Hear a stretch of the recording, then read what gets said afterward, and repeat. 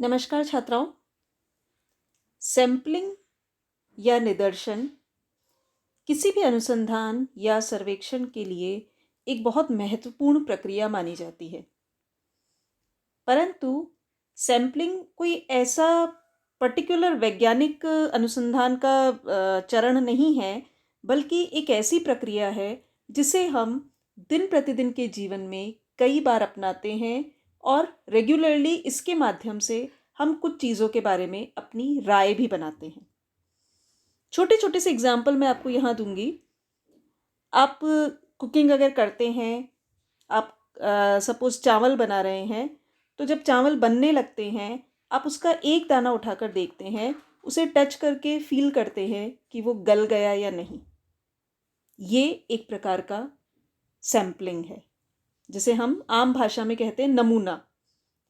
आपके पिताजी या कोई बड़े बुजुर्ग जब बल्क में गेहूं खरीदने जाते हैं या कोई और चीज़ें इस तरीके के अनाज वगैरह खरीदने जाते हैं, तो वो बोरी में से कुछ दाने उठाकर देखते हैं और हाथ में उन्हें फील करते हैं कि उनकी क्वालिटी किस प्रकार की है। इसे हम कहते हैं सैम्पलिंग या नमूना। आप जब कोई कपड़ा खरीदने जाते हैं, कोई ड्रेस मटेरियल खरीदने जाते हैं, साड़ी खरीदने जाते हैं, तो आप उसके कोने को पकड़ के अपनी उंगलियों के बीच में टच करके फील करते हैं कि इस कपड़े की क्वालिटी कैसी है। ऐसा करके हम उस छोटी सी चीज़ से उस पूरी चीज़ के बारे में एक राय बनाते हैं, एक अनुमान लगाते हैं। इस विधि को हम कहते हैं सैम्पलिंग। मैं डॉक्टर रंजीता गर्ग, सहायक आचार्य समाजशास्त्र, सेठ मुरलीधर मानसिंह राजकीय कन्या महाविद्यालय भीलवाड़ा। आज के इस वीडियो में हम अनुसंधान के क्षेत्र में किस प्रकार से सैम्पलिंग विधि का प्रयोग होता है, निदर्शन पद्धति जिसे कहा जाता है उसका किस प्रकार से प्रयोग होता है, इसके बारे में हम चर्चा करेंगे। किसी भी प्रकार के अनुसंधान में अनुसंधानकर्ता के लिए यह तय करना बहुत ज़रूरी होता है कि वो समूह के सभी सदस्यों से संपर्क करेगा या कुछ सदस्यों को प्रतिनिधि के रूप में चुनेगा और उनका अध्ययन करेगा। जब हम किसी समूह के सभी सदस्यों को अपने अध्ययन में शामिल करते हैं, तो उसे कहा जाता है सेंसस या संगणना विधि। जो ग्रीन ओवल शेप आप देख रहे हैं, इसमें सभी व्यक्ति सम्मिलित हैं। सैम्पलिंग जो मेथड है, उसमें क्या किया जाता है कि सभी लोगों का अध्ययन करने के बजाय उनमें से कुछ लोगों को चुना जाता है और उनके ऊपर अध्ययन किया जाता है। सेंसस मेथड या संगणना विधि जो है वो इस प्रकार की विधि है जिसके अंतर्गत समग्र अथवा क्षेत्र की सभी इकाइयों का अध्ययन करके सूचना संकलित की जाती है। प्रारंभिक समय में अनुसंधान में ज़्यादातर संगणना विधि का ही प्रयोग होता था। इसके कारण जो अनुसंधान है उसमें पूर्ण शुद्धता बनी रहती है। वर्तमान समय में भी जो हर 10 वर्ष में जनगणना होती है वो सेंसस मेथड पर ही आधारित होती है, क्योंकि उसके अंतर्गत हमें किसी क्षेत्र विशेष की पूरी जनसंख्या के बारे में जो भी सूचनाएं हैं वो कलेक्ट करनी होती है। यानी हर व्यक्ति से संबंधित जानकारी वहाँ पर चाहिए होती है, इसलिए हम सेंसस या संगणना विधि का प्रयोग करते हैं। संगणना विधि खासतौर पर तब उपयोगी होती है जबकि आपका क्षेत्र सीमित हो, प्लस जो इकाइयाँ हैं उनमें बहुत विविधता हो। जब विविधता है तो आपको सबके बारे में इंफॉर्मेशन प्राप्त करना कंपलसरी हो जाता है। जब प्रत्येक इकाई का अध्ययन करना आवश्यक हो और साथ ही साथ अनुसंधानकर्ता के पास पर्याप्त साधन भी हो। अगर ये सारी चीज़ें हैं तो हम संगणना विधि का प्रयोग कर सकते हैं, परंतु विशाल क्षेत्र में इसका प्रयोग करना थोड़ा मुश्किल होता है, क्योंकि विधि खर्चीली भी होती है। सब लोगों से अगर आपको संपर्क करना है तो आपको समय भी ज़्यादा चाहिए, श्रम भी अधिक चाहिए और पेपर वर्क भी उतना ही होगा, उतना ही खर्चा भी होगा। दूसरी बात, अगर सजातीय ग्रुप है तो उसके अंदर सेंसस मेथड की जगह हम सैम्पलिंग मेथड का भी इस्तेमाल कर सकते हैं। सैम्पलिंग मेथड या निदर्शन जो है वो एक ऐसी पद्धति है जिसमें समग्र में से कुछ इकाइयों को अध्ययन हेतु प्रतिनिधि के रूप में चुन लिया जाता है। यानी हम सबका अध्ययन नहीं करते। जब आप चावल बॉईल करते हैं तो आप ऊपर से एक दाना 2 दाना उठाकर देख लेते हैं। अगर आप छोले बॉईल करते हैं तो आप 1 या 2 छोले के दाने उठा के देख लेते हैं, उन्हें दबा के देखते हैं कि वो पूरी तरीके से गल गए हैं या नहीं। तो निदर्शन या सैंपल भी इसी प्रकार से किया जाता है, जबकि हम कुछ इकाइयों का चयन करते हैं और उन इकाइयों को हम प्रतिनिधि के रूप में मानते हैं और उनके आधार पर हम समग्र के बारे में कोई निष्कर्ष निकालते हैं। गुडे और हार्ट जो हैं वो अपनी किताब मेथड्स इन सोशल रिसर्च में कहते हैं कि एक निदर्शन एक विस्तृत समूह का एक लघु प्रतिनिधि है। एक बड़े समूह का एक छोटा प्रतिनिधि गुडे और हार्ट निदर्शन को मानते हैं। पीवी यंग जो हैं वो अपनी किताब scientific social survey and research में कहते हैं कि एक निदर्शन संपूर्ण समूह अथवा योग का एक लघुकृत आकार का चित्र है जिससे कि निदर्शन लिया गया है। बोगार्डस इस संदर्भ में कहते हैं निदर्शन एक पूर्व निर्धारित योजना के अनुसार इकाइयों के एक समूह में से निश्चित प्रतिशत का चयन है। यानी एक पहले से आप योजना बनाते हैं और इकाइयों के पूरे समूह में से कुछ प्रतिशत, कुछ निश्चित जो संख्या है उन लोगों को चुन लेते हैं। तो कुल मिलाकर निदर्शन एक बहुत बड़े समूह का एक छोटा प्रतिनिधि होता है जिसमें समूह के समस्त लक्षण विद्यमान होते हैं। ये बहुत आवश्यक है कि समूह के सभी लक्षण जो हैं वो उस संक्षिप्त जो समूह हमने निकाला है उसमें विद्यमान हो। तो एक निदर्शन किस प्रकार से प्रतिनिधित्वपूर्ण हो सकता है, क्या क्या उसमें विशेषताएं होनी चाहिए एक अच्छे निदर्शन में, जिससे कि आप एक सही अनुसंधान को संपन्न कर सकें। तो पहला है समग्र का प्रतिनिधित्व। यानी एक निदर्शन श्रेष्ठ निदर्शन तभी कहला सकता है जबकि वो पूरे समूह के बारे में सही जानकारी हमें दे सके, उसका प्रतिनिधित्व कर सके। ऐसा तभी संभव हो सकता है जब समग्र की प्रत्येक इकाई को निदर्शन में सम्मिलित होने का बराबर अवसर मिले। लुंडबर्ग जो एक विद्वान है वो कहते हैं कि प्रतिनिधित्वपूर्ण निदर्शन दो बातों पर निर्भर करता है। पहला, अध्ययन तथ्यों में कितनी मात्रा में समानता है, और दूसरा, निदर्शन के चुनाव में किस प्रणाली को अपनाया गया है।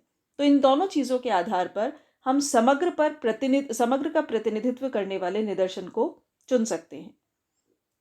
दूसरा जो महत्वपूर्ण कैरेक्टरिस्टिक्स है एक अच्छे निदर्शन का, वो है पर्याप्त आकार। यानी निदर्शन ना तो बहुत ज़्यादा छोटा होना चाहिए, ना बहुत ज़्यादा बड़ा होना चाहिए। ये बहुत ज़रूरी है कि हम निदर्शन में कितनी इकाइयों को चुनेंगे इसके बारे में हम पहले से निर्धारित कर सकें। निदर्शन, अगर आप 10,000 बच्चों को चुन रहे हैं तो 10,000 में से सिर्फ अगर 10 लेंगे तो वो निदर्शन प्रतिनिधित्वपूर्ण नहीं हो सकता। इस बात का हमें विशेष ध्यान रखना होता है। निष्पक्षता, तीसरा जो महत्वपूर्ण बिंदु है निदर्शन का, कि निष्पक्ष और पक्षपात रहित निदर्शन का हमें चुनाव करना चाहिए। साधनों के अनुरूप होना चाहिए। यानी आपके पास जो उपलब्ध साधन हैं उस अनुसार हम अपने निदर्शन का चयन करें। सपोज आप किसी पर्टिकुलर क्षेत्र में लोगों को चुन सकते हैं, दूसरी जगह पर आप नहीं जा सकते, तो उन साधनों के अनुरूप, या अगर आप पढ़े लिखे लोगों पर अध्ययन कर रहे हैं तो उन साधनों के अनुरूप हम निदर्शन को चुनें। उद्देश्यों के अनुरूप होना चाहिए। यानी जिस प्रकार की आपने समस्या ली है अध्ययन के लिए, उसके उद्देश्यों को पूरा करने वाला निदर्शन होना चाहिए। सामान्य ज्ञान और तर्क पर आधारित होना चाहिए। कई बार हम किसी बहुत महत्वाकांक्षी योजना के आधार पर बहुत बड़े निदर्शन को चुन लेते हैं, परंतु हम जब वास्तविकता में अध्ययन करने जाते हैं तो उस पर खरे नहीं उतर पाते। तो हमारे सामान्य ज्ञान और तर्क पर आधारित होना चाहिए निदर्शन। व्यावहारिक अनुभवों पर भी आधारित होना चाहिए, अर्थात पूर्व में जिन लोगों ने अध्ययन किया है उन अनुभवी अध्ययनकर्ताओं के अनुभवों का उपयोग हम निदर्शन में कर सकते हैं। लास्टली, निदर्शन स्वतंत्र होना चाहिए। यानी किसी इकाई को अगर आप सम्मिलित करना चाहते हैं तो ऐसा नहीं है कि दूसरी इकाई के सम्मिलित होने पर एक इकाई निर्भर करे। यानी अगर आप ए को अपने अध्ययन के लिए चुनते हैं तो ज़रूरी नहीं है कि बी को भी चुना जाए। बी को चुनने की आवश्यक शर्त ये ना हो कि ए को भी चुना जाए। तो इस प्रकार एक सर्वेक्षण में वह निदर्शन उत्तम होता है जो कुशलता, प्रतिनिधित्व, विश्वसनीयता तथा फ्लेक्सिबिलिटी की आवश्यकताओं की पूर्ति करे। अनावश्यक व्यय से बचने के लिए निदर्शन का आकार पर्याप्त होना चाहिए और त्रुटियों को कम करने के लिए हमें समग्र का प्रतिनिधित्व का उसमें ध्यान रखना चाहिए। अब हम बात करेंगे निदर्शन चुनाव की प्रक्रिया की, यानी किस विधि के माध्यम से क्या प्रोसीजर होगा निदर्शन के चुनाव का। सबसे पहले है समग्र का निर्धारण, यानी हमारे लिए सबसे पहले ये इंपॉर्टेंट है कि हम समग्र को निर्धारित करें। हमारा समग्र कितना है। कई बार समग्र या यूनिवर्स निश्चित होता है और कई बार अनिश्चित। अगर आप किसी गांव को, नगर को उसकी भौगोलिक सीमा के आधार पर ले रहे हैं तो उसकी जो जनसंख्या होगी वो आपका निश्चित समग्र है। एक महाविद्यालय के छात्रों पर आपको अध्ययन करना है तो महाविद्यालय में जितने भी एनरोल्ड स्टूडेंट्स हैं वो आपका समग्र है। परंतु कई बार हमारा समग्र अनिश्चित होता है, यानी अगर हम कुछ इस तरीके का अध्ययन करना चाहते हैं कि ये सीरियल देखने वाले लोग या इस प्रकार का जो प्रोडक्ट है उसे इस्तेमाल करने वाले लोगों की संख्या, तो यहाँ पर समग्र जो है वो अनिश्चित होता है। दूसरा है निदर्शन की इकाइयों का निर्धारण। समग्र का निर्धारण हमें करना है, उसके बाद हम निदर्शन की इकाइयों का निर्धारण करेंगे। हमें यह तय करना है कि हमारे निदर्शन में इकाइयाँ कौन सी होगी। व्यक्ति, संस्था, परिवार, समूह या किसी व्यवसाय के आधार पर हम उसे देखते हैं। मुख्यतः 4 इकाइयों की यहाँ पर बात की जाती है। भौगोलिक इकाई जैसे राज्य, जिला, नगर, गांव आदि। भवन संबंधी इकाई कच्चे मकान, पक्के मकान, एक मंजिला, बहुमंजिला। समूह संबंधी इकाई परिवार, स्कूल, क्लब। व्यक्तिगत इकाई कोई स्त्री, पुरुष, श्रमिक, छात्र, अध्यापक, कृषक। तो हमें निदर्शन की इकाइयों का यहाँ पर निर्धारण करना है कि हमें किन लोगों के बारे में अध्ययन करना है और उनमें से हम किस प्रकार से उनको चुनेंगे। उसके बाद हमें स्रोत सूची का निर्धारण करना होता है, यानी हमारा समग्र जो है उसकी एक पूरी सूची हमारे पास होनी चाहिए, तभी आप उनमें से कुछ लोगों को चुन सकते हैं। जैसे टेलीफोन डायरेक्टरी के माध्यम से या वेतन वितरण की जो सूची होती है या किसी स्कूल में या कॉलेज में एनरोल्ड बच्चों की सूची जो होती है, उसमें से एक पर्टिकुलर निदर्शन को अगर हमें चुनना है तो ये आवश्यक है कि हमारे पास वो स्रोत सूची कंप्लीट हो। तो सबसे पहले हम समग्र का निर्धारण करेंगे, निदर्शन की इकाइयों का निर्धारण करेंगे और उसके बाद स्रोत सूची निर्धारित करेंगे। उसके बाद हमें निदर्शन के आकार का निर्धारण करना है, यानी हमारा निदर्शन कितना बड़ा होगा। आकार बहुत छोटा होगा तो भी हमारा अध्ययन सक्सेसफुल नहीं हो सकता, और अगर बहुत बड़ा होगा तो भी हम सही अध्ययन नहीं कर पाएंगे। तो निदर्शन के आकार का परिशुद्धता की मात्रा, समय, लागत और संगठन, इन सब से डायरेक्ट रिलेशन है, इसलिए इन सबको ध्यान में रखते हुए हमें निदर्शन का आकार निर्धारित करना है। लास्ट में हमें निदर्शन की पद्धति का चुनाव करना है, यानी जो निदर्शन हमें करना है वो किस पद्धति द्वारा किया जाए। हम निदर्शन की पद्धतियों का जो उल्लेख है वो अगले वीडियो में समझेंगे, उनके बारे में हम सारी जानकारी प्राप्त करेंगे।